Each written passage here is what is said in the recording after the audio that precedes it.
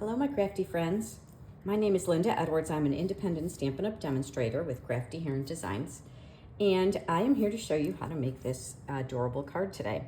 This is a great design that is wonderful to show off your just different designer series papers, but we're going to step it up a little and use some embossing. I embossed the envelope, and I don't know if you can really see, but there's some embossing there too. So if you've purchased the Create at Home card class from me, you will get your kit. So I will show you how to go about creating this card. And if you did not, I will give you all the measurements so that you can do it on your own, doing your own cutting and using your own materials. So let's get started. The sentiment, hope you're feeling better soon, is from the So Sincere stamp set. I think it's got a lot of great sentiments in it. And the thing that caught my eye at first was the happy birthday and the vertical. I just thought it was so fun. But I like the fact that you've got vertical and horizontal sentiments. So you can certainly use any one that fits in the space here, but I kind of needed a hope you're feeling better soon stamp. So that's what I used for this one. So let's go ahead and get started.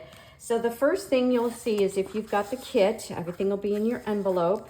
Your card base, it's just a thick basic white, and I like to use the thick paper for all of my card bases. Just helps the cards to have a nice weight to them. And you fold and burnish it, and then go ahead and set it aside. So this is cut from one, you get 2 pieces from 1 piece of cardstock. So it is 8.5 by 5.5. So we'll set that aside. And then you'll find in your kit, you've got 2 pieces of Lost Lagoon. Of course, I chose that color because it coordinates with the designer series paper. These are 5 1/4 by 4. So you'll have 2 of those. And you will have 2 pieces of Whisper White, just the regular weight, 5 1/8 by 3 7/8. So that's going to be for layering, so you can see. And I did layer both the inside and the outside of the card. Again, I just feel like the more layering you can do gives your card so much nice weight that it's worth the few pennies extra that it takes. So that's for those layers. Then you'll have some designer series paper. So you'll need different, well, you could all certainly do them all the same. I chose different designs for mine. So the larger of the 2 designer series papers are 3 7/8 by 1 inch. They're all 1 inch wide, but 3 7/8 is the length for this one. So you need 2 of those. And then you'll need 2 pieces that are 2 5/8 by 1 inch. So those are the ones I'm using. But of course, you can turn them around and use the other side if you prefer. So you can see, you could do it this way, whatever you want. And then I also have a piece for the inside, and this is 3/4 of an inch by 4 inches. So I'm gonna set that one aside as well. So the first thing I'm gonna do is, I usually like to do my stamping first. So I have this piece, which is about 1.5 by 3 inches. And I went ahead and cut it out of the Everyday Details dies. Here's the die set here. This is the die. I went ahead and cut that ahead of time, so that will be in your scrap, in your kit. Here are the other dies that go along with that. In general, I like to stamp and then die cut, but because I don't know if you've got these dies, I went ahead and die cut it for you, so then you can stamp it, and that way too you can see if your whatever sentiment you select fits well in there. But if you're die cutting it yourself, I would recommend stamping it first and then doing the die cutting. So let's go ahead and get started. I did not stamp the inside of this card. I felt like hope you feel better soon. You just would want to write a little note. So I did not stamp it. I'm going to show you a little trick though. Let's see, can I bring in, okay, I've got a piece of scrap paper here. I'm going to bring this in. So, you know, if you've got a photopolymer stamp, it's easy to tell whether you can center it or not, right? Because you can see through the stamp. But this is a cling stamp. And sometimes what you're looking at isn't exactly what it's not lined up properly. So what I like to do is I ink up my stamp, and I'm going to use the lines on this paper to line it up to see. I'm testing it basically to see, is it going to stamp straight? So I'm looking at these lines and lining that up, and I look at it and, oh yeah, it stamps true to what I'm seeing here. So I know that when I go ahead and put it in here, I don't have to make any adjustments. The other thing I like to do is I put it on an angle, because then I'm not confused and accidentally lining up the outside of my block. I'm really focused on only lining up the letters on the block. So just a couple of little tricks that I use to get a better straight impression. So tap, tap, tap very lightly, and I'm going to go ahead and line this up, and I have confidence that it's going to be straight. Let's hope I wasn't lying. Oh, yay, it worked. You know, you do it live, and sometimes it doesn't quite work out the way you expect it to. So I'm happy that that one did. So that's my only stamping on this card. Now I'm going to take one of those pieces of basic white, and I'm going to go ahead and I'm going to line up all of my layers, except for this one. We'll do that one last. So you just decide where you want it. Okay, maybe I'll do this one differently from the first one, just because. So I'm line that one there, and then I will line this one here. So I kind of lay them down, I get an idea where they're going to go. And as you can see, I am going to leave a little bit of a border around the outside. So you want to glue everything down before you run it through your embossing folder. So go ahead and bring in my liquid glue, and I'm going to start with that one. And there's not really any rhyme or reason to which one to start with. But I kind of have an idea of where I want to line it up or how much of a border I need. So I'm going to go ahead and just line up those two corners there. And then I'm going to go around and line them all up. Now, let's see. Yep, that works well. There we go. Make sure it's straight. And then I'm going to pop that one up on dimensionals.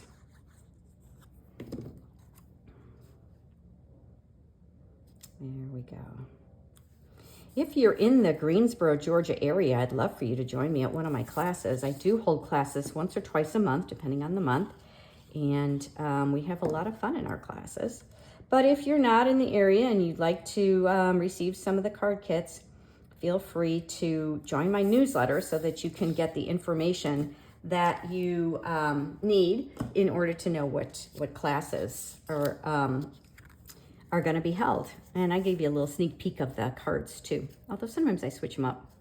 Okay, so now I've got everything glued down. So I'm going to go ahead and run this through my embossing folder.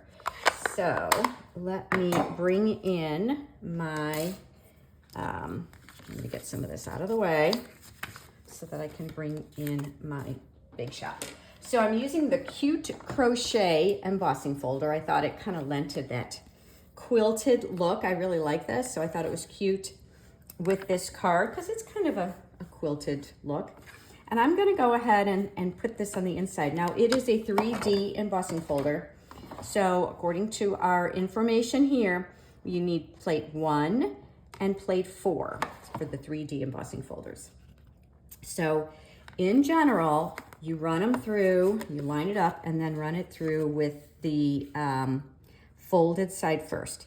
Now, this doesn't really matter as far as lining it all up because you don't see it that much. But if you were doing something that you might see, you might want to have it lined up pretty equally all the way around. So I'm going to run that through.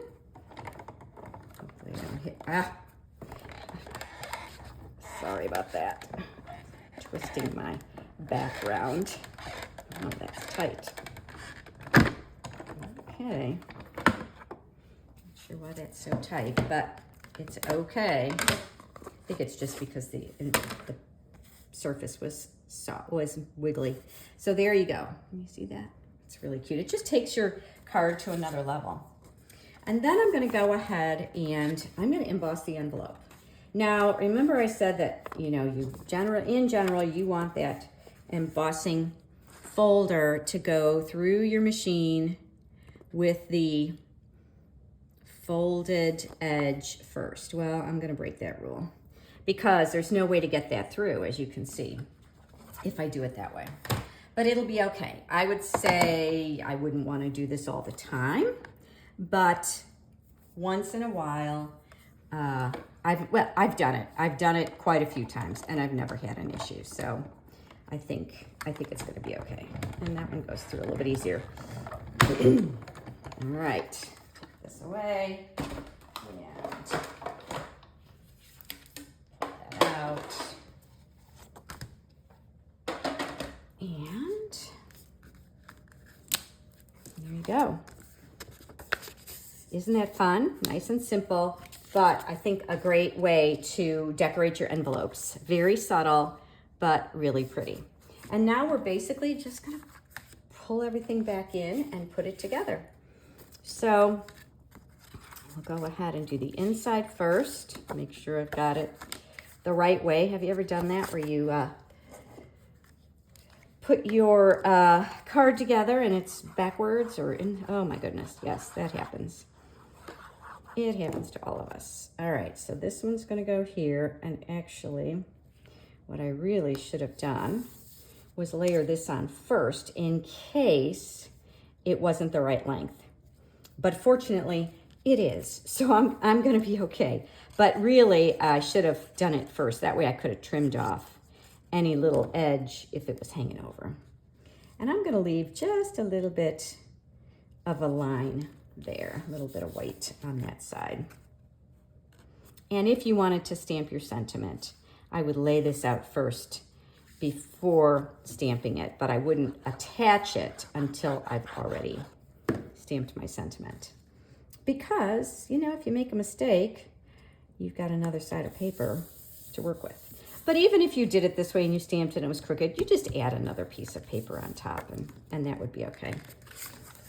All right, so now I'm gonna attach this to this piece. Now you can use liquid glue or tape runner, whatever you're comfortable with. I prefer liquid glue.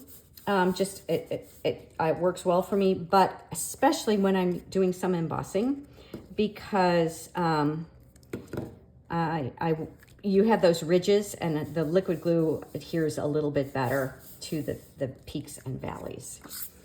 So that's gonna go on there. This comes together really quickly, doesn't it? It's a really nice card to use up your scraps.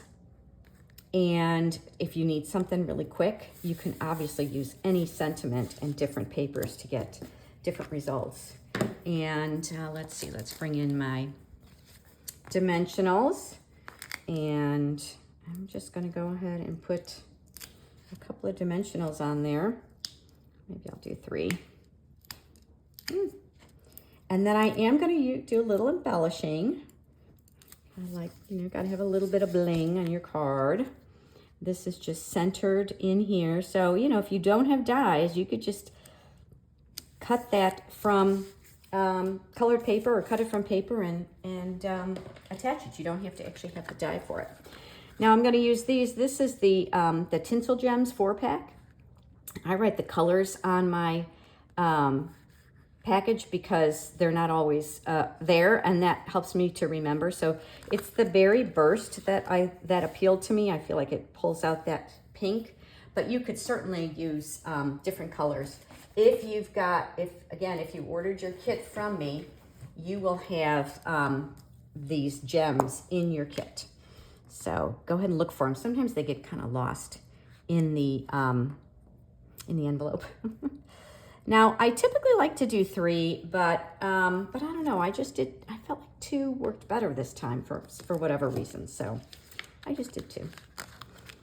And that's it. That's our card for today. If you like what you see and you'd like to see more examples of ways to use your supplies. I'd love for you to follow me. Give me a thumbs up. It helps other people find me if you comment and give me a thumbs up. And if you do not have your own Stampin' Up! Demonstrator and would like to purchase any of the items that I shared on this or any of my videos, I'd love to help you unleash your inner creativity. You can find all the information in the description below the video, and as far as ways to contact me. Again, I'm Linda Edwards with Crafty Here in Designs, and I thank you for joining me today. Have a great one.